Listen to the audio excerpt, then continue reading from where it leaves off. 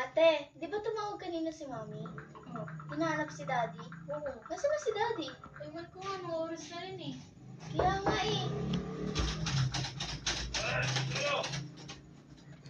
Okay. Basta. Saan ka Daddy galing? Ano ba? Anong ginawa mo? Naginom.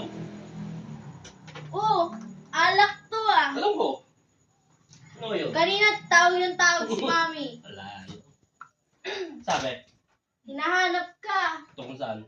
Kung saan ka daw nagpunta? Oh, wala. Siyempre sa tropa. Pagkabarkada. Puro Jogging, ka inom. jogging. Chicks. Ano pa ba? Siyempre, lalaki. Puro ka inom. Oo, wala Nung yun. oras Minsan-minsan lang. Isa lang sa inom. Wala kaming ulam mo. Ulam. Daming tuyo Ano dyan. pa ba kayo mo sa amin? Alak? Dilis! Tuyo! Tinapa! Napakarami dyan. Kung gusto, magdildil ka na kasi. O kaya bagong. Meron namang tuyo. Galit na si Mami Daddy. Kaya mo siya. Nasa Hong Kong naman yun. Di man nga alam Si kung anong Mami ginagawa. nagpapakahirap dun kasi ikaw Ano nga? nagpapakasaya. Tatrabaho naman siya sabi. Yung wala kami inisip dito. Bakit?